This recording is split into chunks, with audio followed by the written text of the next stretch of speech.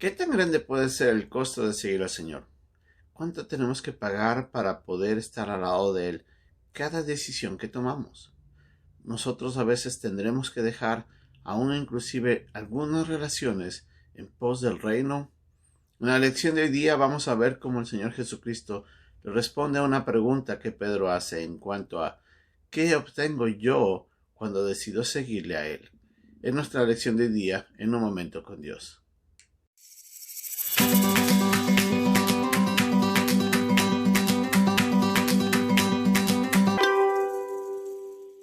En las lecciones anteriores vimos cómo un joven rico se le acercó al Señor Jesucristo a preguntarle, ¿qué haré para obtener la vida eterna?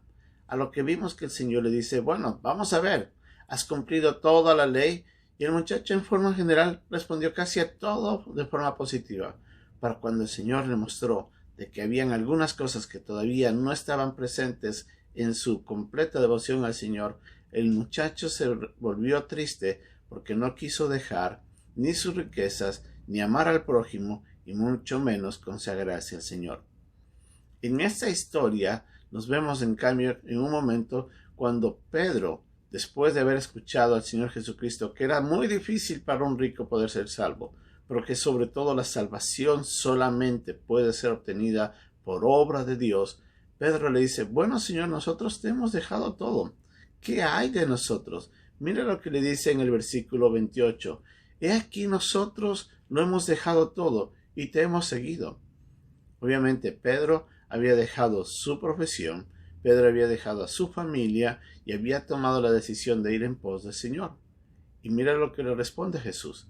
De cierto os digo que no hay ninguno que haya dejado casa, o hermanos o hermanas, o padre o madre, o mujer, o hijos, o tierras, por causa de mí y del Evangelio, que no reciba 100 veces más ahora en este tiempo casas, hermanos, hermanas, madres, hijos y tierras, con persecuciones, y en el siglo venidero la vida eterna. El Señor en ningún momento nos ha mostrado en todos los evangelios que el seguirle a Él iba a ser fácil. Al contrario, Él siempre nos recordó de que la demanda de consagrarnos a Él a veces requiere un pago y un pago alto de la obediencia, pero que vale la pena. Nosotros debemos recordar que cuando entramos a creer en Cristo como nuestro Salvador personal, entramos también a una realidad espiritual que nos diferencia completamente de aquellos que todavía no lo han recibido.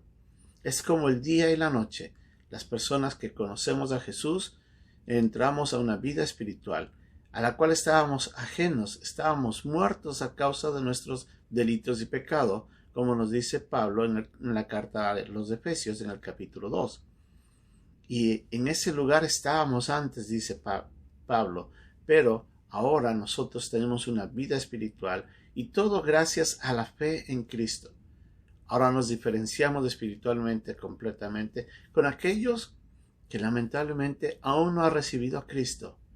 Y eso nos hace de que nuestras perspectivas, nuestras prioridades cambien, o mejor dicho, deberían cambiar. Para algunos creyentes todavía esas dificultades impiden de que el creyente pueda comprometerse y seguir al Señor como debe ser. Pero para los que deciden, obviamente, esa decisión conlleva, lamentablemente, a veces conflictos en las relaciones, y muchos de esos conflictos vienen con sus propias familias. Y Jesucristo les dice, es muy cierto, le dice, ninguno que haya dejado casa o hermanos o hermanas o padre o madre o mujer o hijos.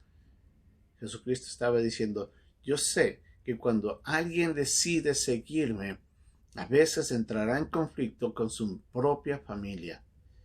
Así es de que eso existe.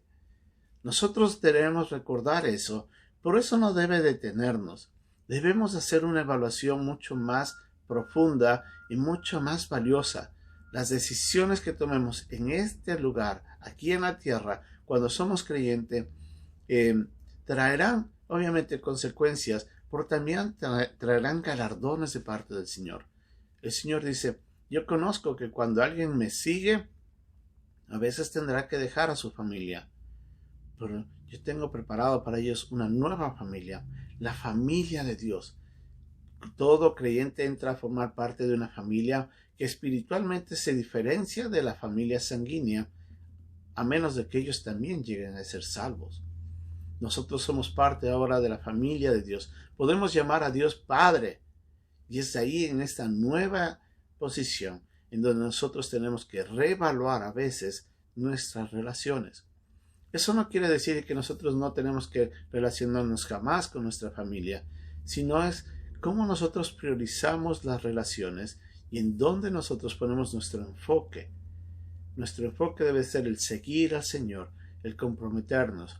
Y a veces el Señor pedirá, no siempre, que tengamos que tomar decisiones que nos separan de la familia. A veces ya no podremos compartir todas las cosas que hacíamos con nuestra familia. A veces tendremos que alejarnos a otros países para poder servir al Señor y dejar a nuestra familia atrás, aún de la familia creyente. Pero esos costos son necesarios para la obediencia, pero también para lo que se va a cumplir en el reino. Jesucristo lo sabe y a veces eso genera conflictos, pero no hay nada que el Señor desconozca. El mismo Señor dijo de que uno va a recibir mucho más a través de la obediencia.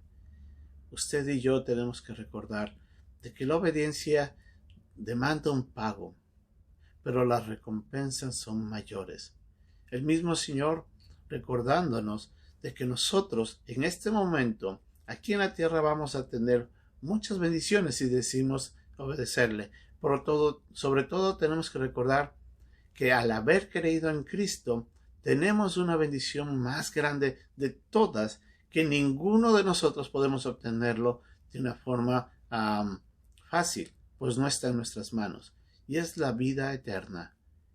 Es en función de esa vida eterna que tenemos que vivir esta vida aquí en la tierra, pensando en las funciones del reino y no de este mundo, pensando en el seguir al Señor y no atarnos a las cosas que nos podrían impedir seguirlo. Cada vez que el creyente toma la decisión de seguir al Señor, tiene que reevaluar sus prioridades, poniendo al Señor en primer lugar, que a veces demandará, si es cierto, costos. Por esos son valiosos, esos son eternos. No tenga temor a seguir al Señor. Y si necesita, pídale a Él que le dé el valor para seguirle. Dígale, Señor, yo necesito de tu ayuda para reenfocar mi vida y para priorizar las cosas que hago. Pídele al Señor que le ayude a ponerlo a Él en ese primer lugar de su vida. Y cuando usted haga eso, el Señor le va a responder lo mismo que le dijo a Pedro. No hay nadie que dejando todo lo que ha dejado no reciba más de parte de mí. El Señor reconoce nuestros costos y Él está dispuesto a recogernos, a ayudarnos y a veces a galardonarnos a causa de nuestra obediencia. Recuerde, la vida eterna no se la obtiene por obediencia, se la obtiene por creer en Jesús.